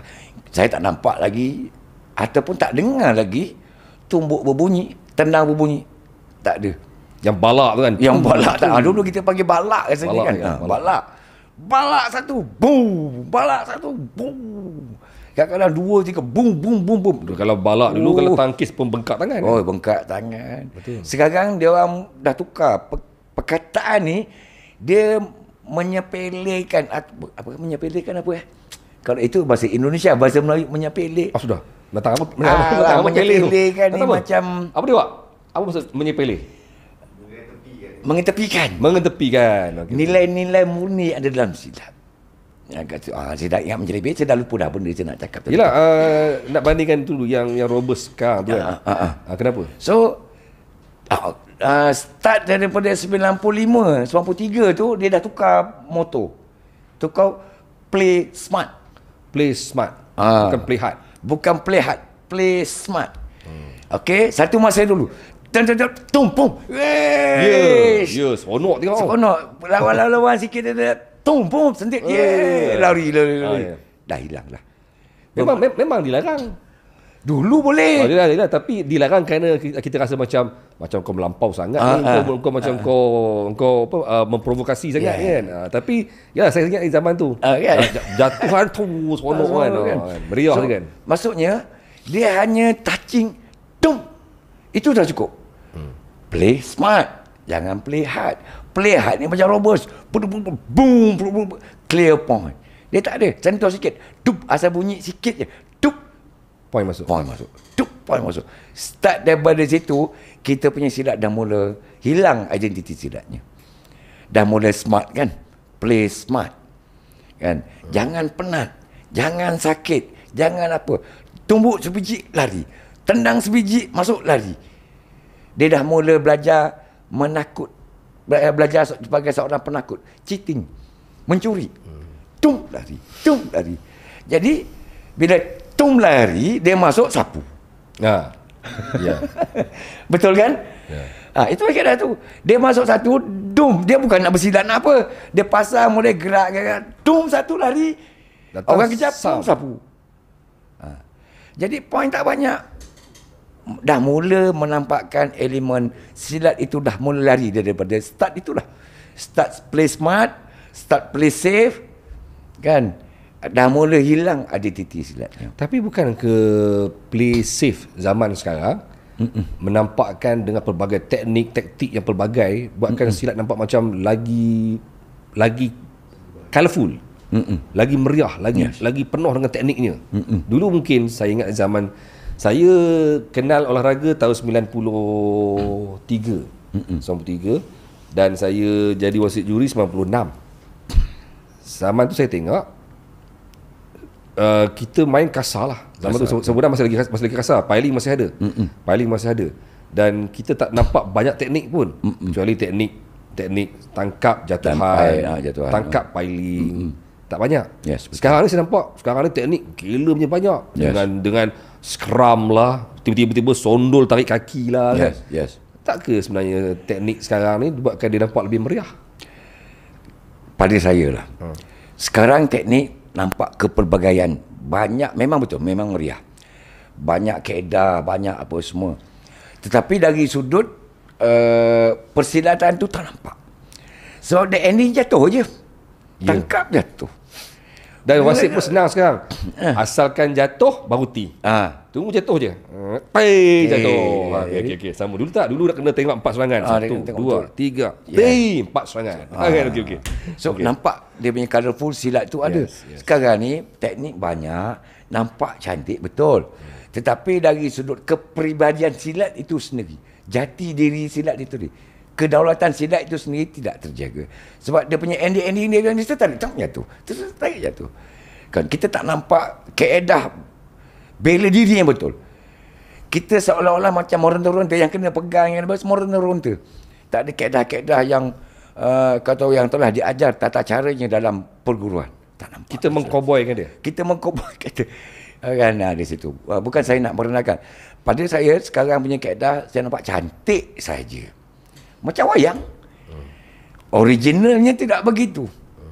Kan? Kita zaman cikgu dulu kalau kata dulu pasang. Dulu bukan sedia kan. Zaman cikgu dulu pasang. Mula kan. Sedia ni saya rasa tahun 2000 ke atas kot baru sedia mula kan. Ya, betul. So zaman tu pasang. Mula memang cikgu akan main pola langkah silat semua zaman tu. Tak juga. Dia tengok orang. Kadang-kadang ada yang main daripada pasang kan dia jauh dulu kan jauh. Jadi akan berlega baru masuk. Okey. Ada tak semuanya begitu. Ada beberapa orang yang lain daripada. Ada yang katakan pasang mula buka langkah tu cepat, buka langkah tu masuk. Tapi langkah silat Langkah silat. Dia tak ada berlari, tak ada apa semua. Dia tetap dengan langkah silat itu tadi dia buat serangan. Tam lah. Dengan buat langkah silat gini, tahu masuk sampai je. Sekarang ni cantik di luar, di dalam pasang bersedia. Bergerak tak. Mula. Sekarang lari gitu. Lari terus masuk. Okey. Kalau buka jauh-jauh pun buka sampai ujung dia tetap juga begitu. Satu dunia begitulah je dah. Zaman cikgu? Kalau berdepan ni? Kalau berdepan tu kita akan bergerak. Akan main. Akan bergerak mencari tapak, mencari apa semua. Dan kita makanya senang untuk kita berdepan dengan orang yang standing begitu.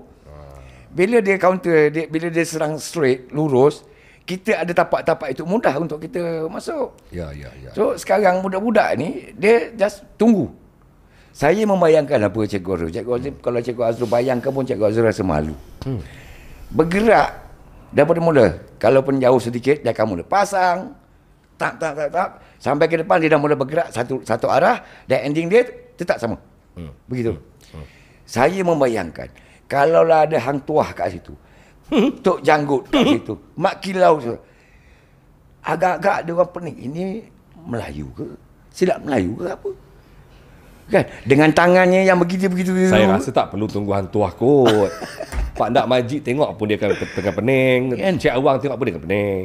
Jangan tak tunggu hantuah. Cik Sandi Murni tengok pun dia akan pening. Kan? Saya berlatih sendiri. Saya membayangkan mereka tu ada. Jadi tugas saya mempertahankan nilai-nilai silat di dalam pertandingan. Ya. Niat saya nak tunjuk kepada bangsa-bangsa lain, pesilat-pesilat negara lain, inilah silat Melayu, inilah silat Melayu Malaysia yang saya akan tunjukkan. Aku bukan robust. Aku bukan permainan yang panjang kau main. Inilah silat Melayu. Ada tarinya. Walaupun tari bukannya tari yang lembut, tak ada. Tetapi bertari pergi kepada tempur. Ya. Ada silatnya. Ada silatnya. Ya. Ya. Dia tengah live kan? Mana? TikTok? Oh, untung dia orang dapat dengar live yang topik menarik ni. Antara topik menarik hari ni yang kita buat di podcast Ukti Warisan. Yang orang lain nak tunggu hari Ahad, hari Senin, lusa. Dia dapat tengok awal ni. Ramai tengok. Okey lah. Ada yang komen. Okey, baik. Untung korang untung dapat tengok live. Okey, baik cikgu. Yep. Okey. Zaman sekarang dia tak kasar macam zaman cikgu. Cikgu kata dulu dia robust, dia main gila, serangan dia memang padu, tungtang dengan balaknya. Sekarang cikgu kata dia tak apa-apa sebalak dululah. Tapi sekarang banyak kecederaan. Sampai kan saya dikabarkan ada yang koma, ada yang saya tak sure mati ataupun tidak yang di Indonesia tu, tapi bahayalah. Malah kematian memang ada pun di Malaysia pun selepas jatuh, selepas ketika bermain kan. Zaman cikgu ada kematian? Tak ada kematian. Cedera ada lah. Patah riuk ada? Patah riuk tu ada. Normal lah. Dalam satu musim tu, dalam satu musim pertandingan tu, 4-5 patah tu ada lah. Jadi bila zaman sekarang, bila berlakunya koma, masuk ICU, dikejarkan ke hospital, kematian saya tak pasti. Kita tak boleh kata kematian sebab ramai kata kematian di Indonesia. Saya tak mesahkan. Tak ada sebarang statement mengatakan adanya kematian. Tapi cikgu tak rasa macam sekarang lebih bahaya ke? Bahayanya sekarang disebabkan mereka itu tak balik kepada perguruan. Dalam perguruan kita diajar bagaimana jatuh, bagaimana menjatuh, bagaimana teknik jatuhan, bagaimana teknik kalau kita kena jatuh, bagaimana sebelum ditangkap kita buang. Dia tak pergi kepada perguruan. Jurulatih pergi meniru, tiru. Jadi apabila aspek-aspek keselamatan dekat situ tidak dititik beratkan. Kan?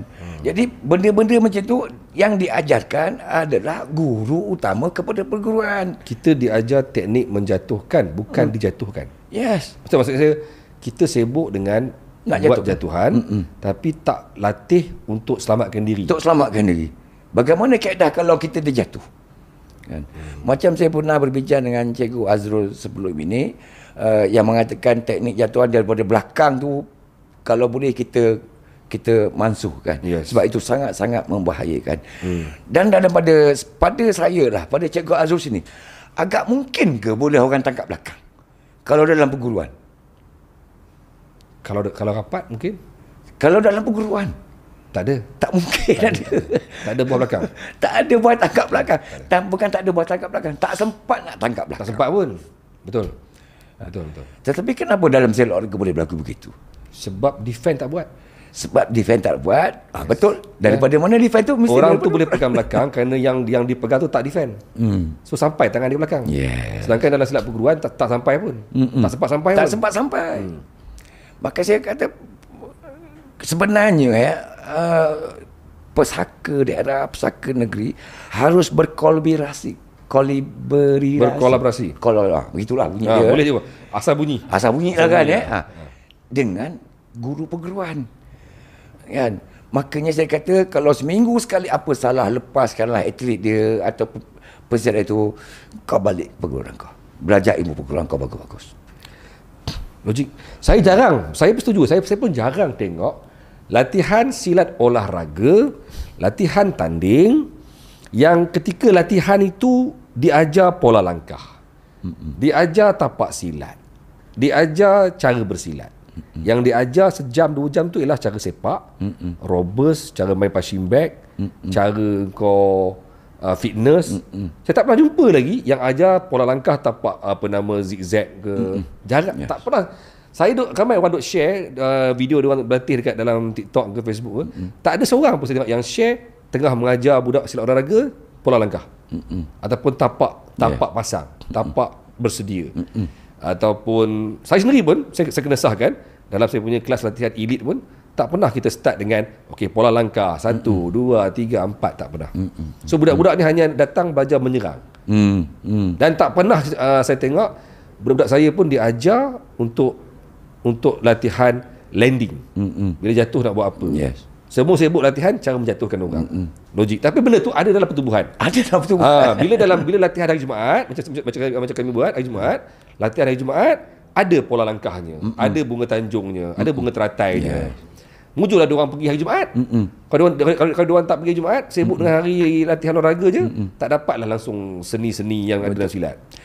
Cikgu Azul bayangkan bunga tanjung itu saya boleh jadikan buah. Ya. Dalam pertandingan tu, saya boleh implementkan bunga tanjung tu dalam itu. Di antara part-part dalam pergerakan bunga tanjung tu kan, ada yang saya applykan dalam itu. Betul, logik. Kan? Logik. Kunci 2. Saya applykan dalam game. Kunci 2. Tak apa, nanti lepas program ni saya akan tunjuk cikgu. Cikgu akan lebih nampak nanti. Boleh patah tu. Tak. Saya akan tunjuk kat cikgu. Kunci 2, kaedah kunci 2, kaedah kunci 1, kaedah kunci 3. Buat masa game tanding. Buat masa game tanding. Tapi saya akan tunjukkan cikgu selepas ini. Rahsia lah ni. Rahsia. Mana boleh tunjuk. Tak boleh. Bahaya cikgu. Okey. Tapi saya ingat lagi. Ini saya nak share sikit lah dengan cikgu pun. Mungkin cikgu boleh sahkan lah. Cikgu Awang Daud pernah hadir dalam satu... Cikgu Awang Daud. Awang Daud pernah hadir dalam satu kursus pelajaran gayung, silat gayung pusaka di Kedah pada tahun 98. Time tu dia datang, dia tengah tengok budak-budak tengah berlatih gerakan anak harimau asas 10 tu. Dia panggil semua orang, dia kata apa? Dia kata, pegang cakap-cakap aku ni, kalau korang semua ni berlatih gerakan anak harimau ni dengan betul-betul solid, betul-betul kemah, betul-betul padu, korang berlatih hari-hari, yang 10 ni je, tanpa korang belajar benda lain, korang berlatih yang sampai korang kemah, korang boleh berentak bertempur dengan orang, hanya menggunakan gerakan-gerakan anak harimau je. Dan bila saya perhati balik, logik, anak harimau ni kalau kita gabung semua main dalam silat olahraga dengan side kicknya, dengan sepak lambungnya, dengan sepak layang, dengan tumbukan langkahnya, dengan pancungnya, combine semua, tanding olahraga, pancung yang padu, masuk tumbuk semua kan, padu. Tapi betul, saya tak jumpa, tapi sejak daripada ayat Cikgu Awang Daud pada tahun 98 sampailah ke hari ni, dah lebih 20 tahun, saya tak jumpa pun lagi seorang pun sepanjang saya hidup ni yang ada gerakan anak harimau yang seperti apa Cik Awang sebut. Tak ada. Ini saya sendiri pun tak dapat capai apa yang Cik Awang sebut tu. Agak-agak cikgu tak faham tak apa maksudnya itu. Mungkin cikgu boleh kan? Saya bagi apa yang saya faham. Apa yang saya faham, gerakan anak harimau tu kalau kita berlatih dengan baik dan kita menguasai dengan sempurna, cukup hebat. Sebenarnya tak begitu.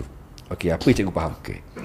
Yang saya faham adalah pergerakan, dia ada ending pergerakan kan, kita ada saya tak rasa tendang depan, dia sama kan, tendang depan, layang, apa semua kan. So kalau cikgu latih pun, kalau cikgu latih sebagai pelajaran, bukan ilmu tempur pelajaran, cikgu akan tentukan bahawa setiap tumbukan, tendangan, blocking dan masuk juring, cikgu akan titik beratkan tentang tendang dan tumbuk itu tadi. Tetapi pergerakan sebelum nak tendang tumbuk tu cikgu tak begitu ambil berat. Sebab cikgu akan ajar, tendang depan, down, tendang depan, tendang layang, down, tendang layang. Ada tak cikgu ajar bagaimana nak tendang yang betul, sehingga bila tendang pun boleh cedera. Semua pergi kepada penghafalan, mantapkan apa semua, bermakna di ujung. Jadi pada saya, Cikgu Awang Daud punya cakap itu ada benarnya. Ada tak benarnya yang berlaku kepada orang yang tak faham. Orang yang faham itu dalam keadaan bersedia dan tenang. Contoh, bersedia dan tendang. Nak tendang itu ada kuda-kudanya. Kita fokus kepada nak tendang, bukan tendangan itu. Nak tendang. Nak tendang, bukan tendangan itu. Tendangan itu kita boleh pergi kepada layang, boleh kita pergi kepada juring, kita boleh pergi kepada front kick, berpendakan kepada situasi itu. Tapi oleh kalau kita berlatih hanya pergi pada hujung, tangan depan, layang, juring, blok, tangkis, apa semua, dia tak akan dapat ilmu perang. Sebab ilmu perang bukan itu bendanya. Ya. Ilmu perang adalah di sela-sela, di antara satu pergerakan ke satu pergerakan. Yang tengah itu tadi, yang penting. Bunga Tanjung begitu juga. Kalau kita buat Bunga Tanjung biasa, apa yang kita nampak ini, kita hanya nampak pelajaran, kita nampak silibus. Di mana ilmu perangnya? Siapa yang mampu untuk kata orang memperincikan, keluarkan ilmu perangnya, keluarkan ilmu pelajarannya. Sekarang apa yang saya lihat, kebanyakan jurulatih perguruan lah, tak kisah mana-mana perguruan. Even kalau daripada olahraga pun, kalau dia mengajar, hanyalah pelajaran-pelajaran dan dikaji-kaji berpandukan kepada lain-lain negara. Tengok video orang lain. Tengok video orang lain. Dan jurulatih-jurulatih silat kita ni pun, dia menitik beratkan kepada mantap, kuat, hafal pelajaran, pakarkan pelajaran, mahirkan pelajaran. Cuba, contoh macam saya, nak bagi contoh saya. Saya ambil kunci 1, kunci 2, kunci 3. Saya mahirkan pelajaran itu. Saya pakarkan pelajaran itu. Saya keluarkan ilmu tempurnya. Ilmu tempurnya itu saya buat latihan untuk diguna pakai dalam seluruh olahraga. Ilmu tempur tu saya guna pakai untuk kita mempertahankan diri. Bukan pelajaran itu. Kalau contohlah, kalau kita bertarung di luar, street fight pun, takkan kita nak guna kunci 1, kunci 2, kunci 3, tidak. Kita mesti guna tak keluar pun ilmu perangnya. Ya, perangnya betul. So, ilmu perang tu dapat daripada mana? Dah tentu daripada tindak balas. Kalau bagus, kita berarti baguslah dia jadi. Tapi kalau kita berlaku, kita fokus kepada, kita dah latih kepada pelajaran, peningkatan bentuk, bengkung, apa semua, dan kita cari, kita perincikan, kita analisakan pelajaran itu, kunci 1, kunci 2, kunci 3, di mana ilmu tempur yang kita boleh bawa keluar, dan itu kita latihkan. Selain daripada ilmu pelajaran kita dapat ilmu tempurnya. Saya selalu beritahu dalam jurulatih contoh, korang jangan menipu murid-murid korang. Korang tipu, kebanyakan korang tipu murid-murid korang tanpa korang sengaja. Korang tunjuk kehebatan kau. Kunci 1 begini, buat demo kunci tanpa, realitinya tak begitu. Kan? Gelukang main pedang, main parang, berapi-api, kunci dengan suara, dengan kekah apa semua, tapi realitinya tak begitu. Jadi kau orang menipu murid kau orang. Kau orang ajar pelajaran, kau orang ajar memahirkan pergerakan, tapi kau tak ambil ilmu tempurnya. Yang penting adalah ilmu tempurnya. Kau dah bagi budak-budak pelajaran, kau kena bagi dia ilmu tempurnya. Yang kau bagi pelajaran 10 tahun kau ajar, 10 tahunlah dia akan belajar. Awak belajar daripada tingkat 1 sampai 50 tahun, inilah benda yang kau ajar. Ilmu tempurnya mana? Kau orang hanya ajar ilmu silibus, ilmu pelajaran, naik bengkung, sibuk nak naik bengkung, sibuk nak jadi jurulatih, sibuk nak dapat sandang. Ilmu tempurnya mana? Saya cakap je lah, minta maaf lah saya cakap. Bukan jurulatih gayung saja yang datang ke tempat saya sharekan benda ini. Cikgu-cikgu semua, saya cakap, cikgu-cikgu semua tanpa sedar, cikgu menipu murid cikgu. Cikgu latihkan murid satu tempat yang baru, cikgu tengok budak-budak ada 2-3 orang budak yang agak berpotensi, cikgu akan kelak kabut, sibuk nak naikkan dia sebagai pembantu jurulatih. Sebab apa? Untuk memudahkan cikgu bantu melatih kawan-kawan ini. Cikgu cepatkan naik bengkung. Budak-budak daripada tujuan pertama dia untuk membela diri dah tak jadi niat nak membela diri. Niat apa? Nak jadi pembantu jurulatih, nak naik bengkung, nak jadi jurulatih. Cikgu dah memesongkan niatnya. Cikgu sibuk nak mengajar pelajaran. Sedangkan apa yang budak-budak tu nak ilmu tempurnya. Ilmu tempur, ilmu pelajaran dia orang dah dapat. Bila masa cikgu nak ajar ilmu tempur? Tak dibagi sampailah budak tu 50 tahun. Mana ilmu tempur? Tak ada. Jadi kita sebagai guru ni, Cikgu Azrul, kita mesti mampu mencari titik di mana kunci 1. Di mana ilmu tempurnya? Adakah selepas cukup kuncinya? Komplit cukup kuncinya? Tidak. Tapi di mana ilmu tempurnya? Kunci 2, kunci 3. Dan kita ada berbagai-bagai kunci. Contohnya lah dalam silat gayung, ada berapa puluh kunci yang kita ada selepas dipecah-pecahkan. Banyak. Tapi mana ilmu tempurnya? Tak dapat. Kenapa? Cikgu tidak mempunyai kemampuan untuk menganalisa, memperincikan pelajaran itu dijadikan ilmu tempur. Sedangkan pelajaran yang paling penting dalam silat gayung apa dia, cikgu? Dalam untuk mempertahankan diri kita.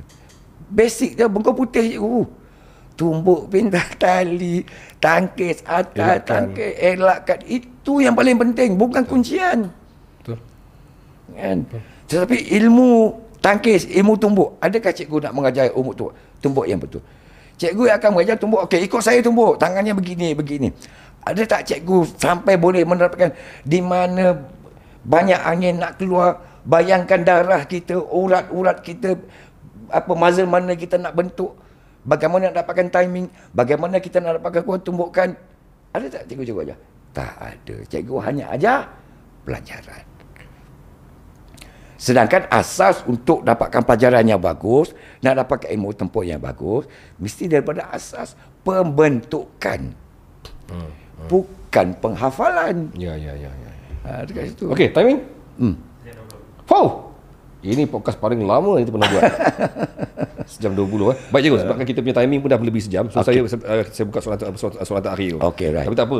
Ada topik lain saya rasa saya kena panggil lagi cikgu ni. Pasal saya nak hurai pasal ilmu tempur ni. Tapi nanti kita akan buat satu podcast khas, tuan-tuan. Dengan cikgu Hairi sekali lagi. Tapi dia tak boleh duduk lah, cikgu. Tak apa, kita cubalah set up cara mana untuk kita nak sembang bab ilmu tempur ni. Cuma cikgu last question ni. Yep. Soalan terakhir. Apa yang cikgu rasa kurang selesa dengan peraturan baru sekarang? Satu, tak begitu menampakkan ciri-ciri silat. Nampakkan macam rushing, mengejar sesuatu. Dia bukan nak mempamerkan. Dia pertandingan memang nak kalah menang. Tapi setidak-tidaknya ada kaedah ciri-ciri mempamerkan seni silat tadi. Even dalam clashing yang bagaimana pun mesti nampakkan ciri-ciri silat itu satu. Okey. Dan satu lagi kaedah-kaedah yang sekarang ini, kaedah tangkapan-tangkapan itu. Tangkapan pegang, even yang belakang lagi teruk lah. Yang kalau boleh Cikgu Azrul dapatkanlah kata orang tu mesyuarat ke memberi pandangan bahawa tarik belakang itu sangat-sangat membahayakan. Kalau depan tu masih boleh dikira lagi lah sebab benda itu nampak. Okey. Dan satu lagi dari sudut saya tak nampak, itulah saya kata, saya rasa macam sangat-sangat bukan kecewa, saya tak kecewa. Bagus permainan sekarang ni sebenarnya, ada kepelbagaian teknik apa semua, tetapi tidak menampakkan gahnya di situ. Kan tidak menampakkan. Contoh, kita dengan kita mungkin okeylah. Bila kita berjumpa dengan Thailand, kita berjumpa dengan Indonesia, kita berjumpa dengan Vietnam, kita tak nampak nak menunjukkan ilmu silat Melayu Malaysia. Inilah ilmu silat Melayu Malaysia yang kita tunjukkan dan kita boleh menang daripada situ. Apa yang kita nampak, baik Indonesia, baik Thailand, baik Vietnam, baik mana-mana negeri, sama saja.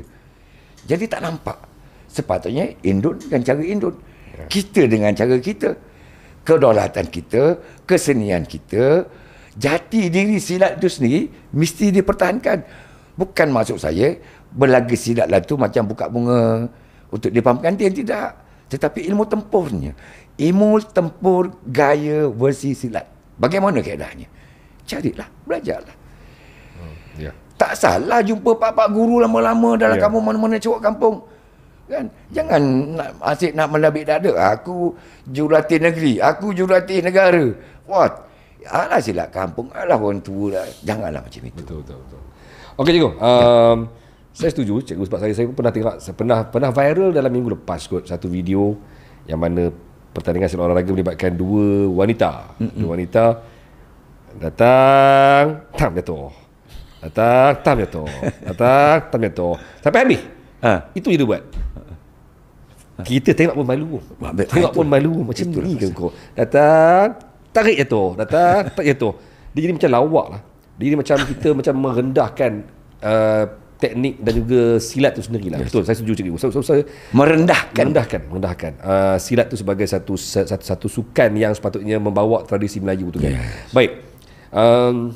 Tapi insyaAllah juga saya sendiri pun macam minggu depan cikgu pun akan pergi ke Kulai kan. Saya pergi ke Kulai.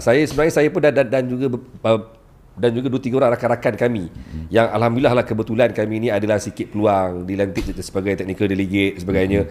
Kami gunakan peluang yang ada ni untuk nak mengubah beberapa peraturan. Dan kami buat peraturan khas yang dibuat di Kulai nanti. Saya sendiri akan wujudkan peraturan khas, tarik belakang tak boleh langsung. Tarik depan kena ada serangan, kena ada tekniknya. Tak boleh main pegang tarik. Kena ada teknik, pegang buat something, pegang tangkap jatuh ke, pegang sepak baru jatuh ke. Kena ada teknik silat sebelum jatuhkan, bukan sekadar tarik tu So saya akan cuba praktikkan di Kulai. Saya difahamkan Selangor pun dah keluar satu perkeliling yang mana semua game di Selangor kena buat benda yang sama juga. So kita di Malaysia kena buat dulu. Saya setuju. Jangan kita duk sibuk berteriak salahkan persilat di Indonesia, tapi kita duk follow je. So nanti dia orang akan tengok kita kena ubah. Kenapa Malaysia okey je follow? So kita kena buat dulu di peringkat bawah, walaupun dia memberi kesan yang sedikit negatif. Bila mana Malaysia bila pergi ke pertandingan di peringkat luar, kita mungkin tertekan kerana diorang masih lagi buat benda tu.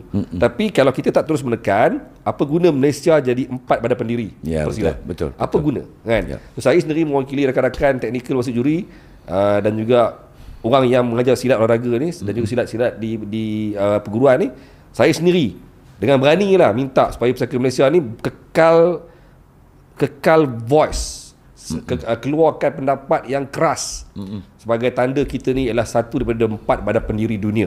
Jangan sekadar ikut je apa yang diorang buat. Saya yakin Datuk Megat tak mengalah, dia akan buat, dan dia pun antara orang yang lantang mengatakan bahawa dia tak setuju dengan apa yang dibuat sekarang ni. So cikgu, terima kasih kerana sudi hadir.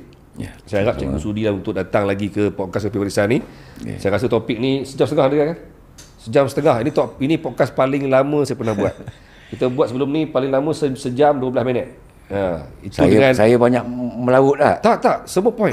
Semua point ya, saya rasa saya pun menjadi macam terpukul diri sendiri bila cikgu sebut pasal tempurnya. Saya mengaku saya pun mengajar silat di gelanggang, saya tak tekankan seni tempurnya. Saya mengaku saya juga melahirkan mereka yang segera jadi jurulatih tanpa melalui proses tempurnya. Saya mengaku semua tu. Dan saya pun mengaku bahawa banyak budak-budak saya pun yang sibuk dengan silat olahraga tanpa diberi penekanan pasal seni pola langkahnya semua everything. Semua cikgu sebut ni memang kena mata hidung saya. Apatah lagi mereka yang sepenuhnya sibuk dengan silat olahraga saja tanpa mengekalkan seni perguruan.